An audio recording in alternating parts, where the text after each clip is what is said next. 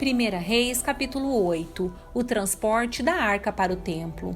Em seguida, Salomão mandou chamar a Jerusalém todas as autoridades de Israel e todos os líderes das tribos, os chefes das famílias israelitas. Eles levariam a arca da aliança do Senhor do lugar onde estava, na cidade de Davi, também conhecida como Sião, para o templo.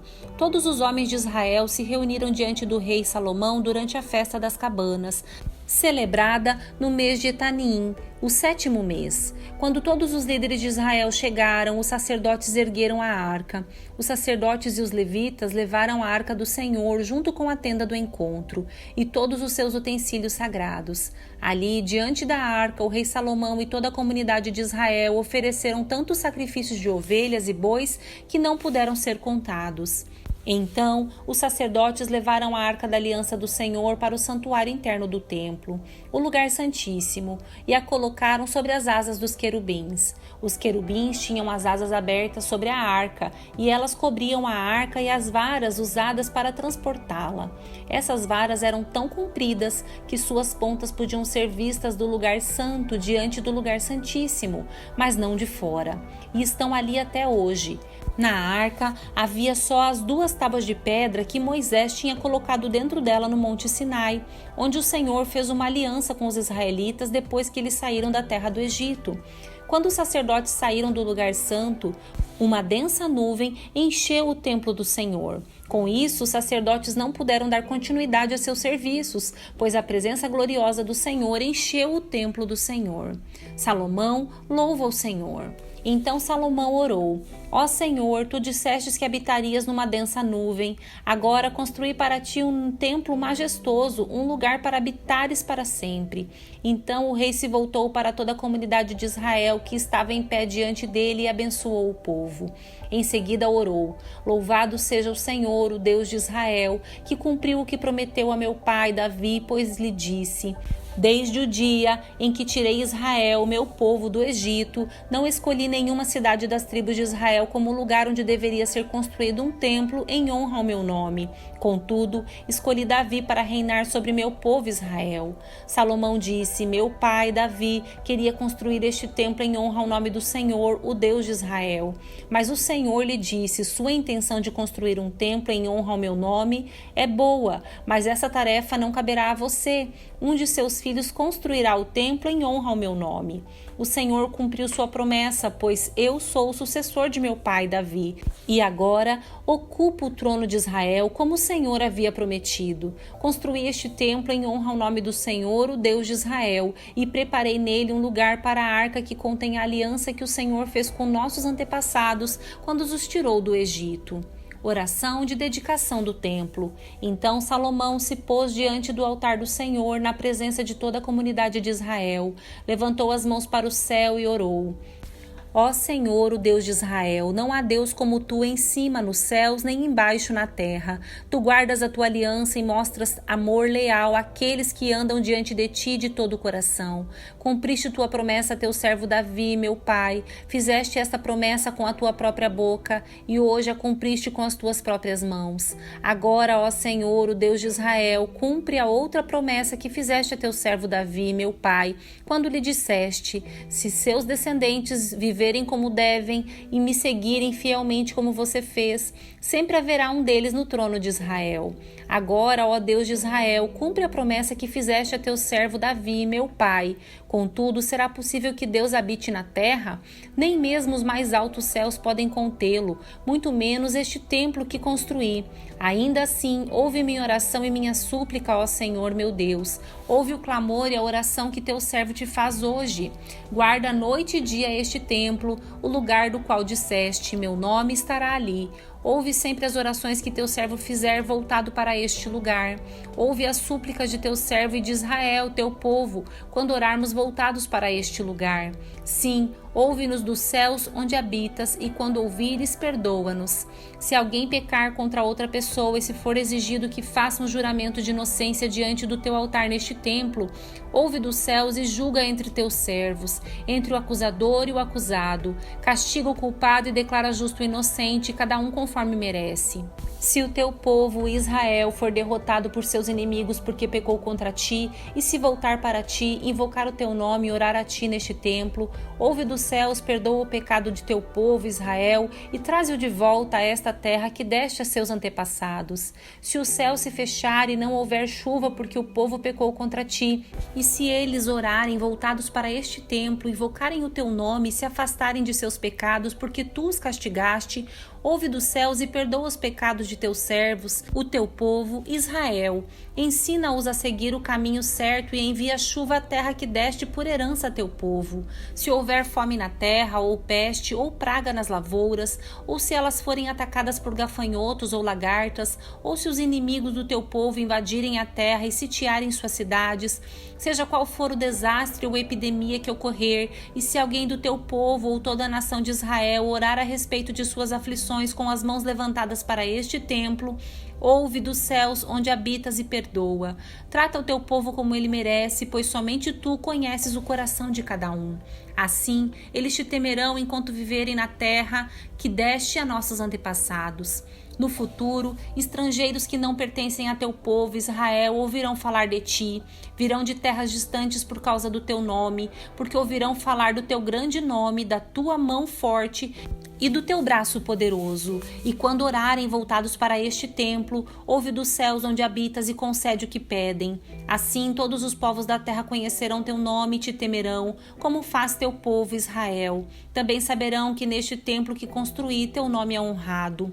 Se o teu povo sair para onde o enviares, a fim de lutar contra seus inimigos, e se orarem ao Senhor voltados para esta cidade que escolheste e para este templo que construí em honra ao teu nome, ouve do céu suas orações e defende sua causa. Quando pecarem contra ti, pois não há quem não peque, tua ira cairá sobre eles e tu permitirás que seus inimigos os conquistem e os levem como escravos para outras terras, próximas ou distantes. Se caírem em si nessa terra de exílio e se arrependerem, suplicando-te, pecamos, praticamos o mal e agimos perversamente, e se voltarem para ti de todo o coração e de toda a alma na terra de seus inimigos, e orarem voltados para a terra que deste a seus antepassados, para esta cidade que escolheste, para este templo que construí em honra ao teu nome, ouve dos céus onde habita suas orações e súplicas e defende sua causa. Perdoa teu povo que pecou contra ti, perdoa todas as ofensas que cometeram contra ti, faze que seus conquistadores os tratem com misericórdia, pois são o teu povo, a tua propriedade especial, que libertaste do Egito, uma fornalha de fundir ferro. Olha atentamente para as súplicas do teu servo e para as súplicas do teu povo Israel. Ouve e responde sempre que clamarmos a ti, pois quando tiraste nossos antepassados do Egito, ó soberano Senhor, disseste a teu servo Moisés que separarias Israel de todas as nações da terra para ser tua propriedade especial. A dedicação do templo. Quando Salomão terminou de fazer essas orações e súplicas ao Senhor, levantou-se de diante do altar do Senhor, onde havia se ajoelhado com as mãos estendidas para o céu, ficou em pé e em alta voz abençoou toda a comunidade de Israel. Louvado seja o Senhor, que deu descanso ao seu povo Israel, como prometeu. Nenhuma só palavra falhou das maravilhosas promessas que ele fez por meio de seu servo Moisés. Que o Senhor nosso Deus seja conosco assim como foi com nossos antepassados. Que ele jamais nos deixe nem nos abandone. Que ele nos dê a disposição de fazer sua vontade e obedecer a todos os seus mandamentos, decretos e estatutos que ele deu a nossos antepassados. Que ele jamais nos deixe nem nos abandone, que ele nos dê a disposição de fazer sua vontade e obedecer a todos os seus mandamentos, decretos e estatutos que ele deu aos nossos antepassados, e que as palavras dessa minha oração na presença do Senhor estejam sempre diante dele, dia e noite, para que o Senhor, nosso Deus, defenda a causa de seu servo e de seu povo, Israel, conforme as necessidades de cada dia. Então os povos de toda a terra saberão que somente o Senhor é Deus e que não há nenhum outro. Quanto a vocês, sejam inteiramente fiéis ao Senhor, nosso Deus, e obedeçam sempre a seus decretos e mandamentos, como fazem hoje. Então, o rei e todo Israel ofereceram sacrifícios ao Senhor. Salomão apresentou ao Senhor uma oferta de paz de 22.000 bois e 120.000 ovelhas. Assim, o rei e todo o povo de Israel fizeram a dedicação do templo do Senhor. Naquele mesmo dia, o rei consagrou a parte central do palácio em frente ao templo do Senhor. Ali apresentou holocaustos, ofertas de cereal e a gordura das ofertas de paz, pois o altar de bronze na presença do Senhor era pequeno demais para tantos holocaustos, ofertas de cereal e gorduras das ofertas de paz. Então Salomão e todo Israel celebraram a festa das cabanas, na presença do Senhor, nosso Deus. Uma grande multidão havia se reunido de lugares distantes como Lebo-Ramate, ao norte, e o Ribeiro do Egito, ao sul. A celebração durou no total 14 dias, 7 dias para a dedicação do altar e 7 dias para a festa das cabanas. Terminada a festa, Salomão mandou o povo para casa. Eles abençoaram o rei e foram embora alegres e exultantes, pois o Senhor tinha mostrado sua bondade a seu servo Davi e a seu povo Israel. 1 Reis, capítulo 9. A resposta do Senhor a Salomão. Salomão terminou de construir o templo do Senhor e o palácio real. Concluiu tudo o que havia planejado fazer. Então o Senhor apareceu a Salomão pela segunda vez, como havia aparecido em Gibeon. O Senhor lhe disse: ouvi sua oração e sua súplica, consagrei este templo que você construiu, onde meu nome será honrado para sempre. Olharei continuamente para ele com todo o meu coração. Quanto a você, se me seguir com integridade e retidão, como fez seu pai Davi, obedecendo a todos os meus mandamentos, decretos e estatutos, estabelecerei o trono de sua dinastia sobre Israel para sempre. Pois fiz essa promessa a seu pai, Davi, um de seus descendentes sempre se sentará no trono de Israel. Mas, se você ou seus descendentes me abandonarem e desobedecerem a meus mandamentos e decretos, seguindo e adorando outros deuses, arrancarei Israel desta terra que lhe dei, rejeitarei este templo que consagrei em honra ao meu nome, e farei de Israel objeto de zombaria e desprezo entre as nações.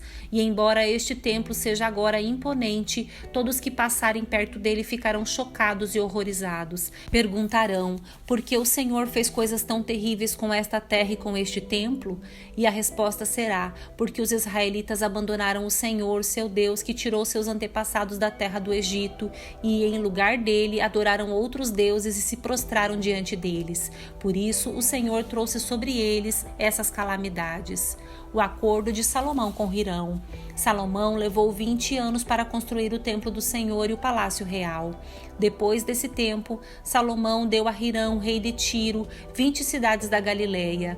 Hirão havia fornecido toda a madeira de cedro e de cipreste e todo o ouro que Salomão havia pedido. Contudo, quando Hirão veio de Tiro para ver as cidades que a Salomão lhe tinha dado, não ficou nada satisfeito com elas. Que espécie de cidades são essas, meu irmão? Perguntou ele. Então Hirão chamou aquela cidade de Cabul, como é conhecida até hoje.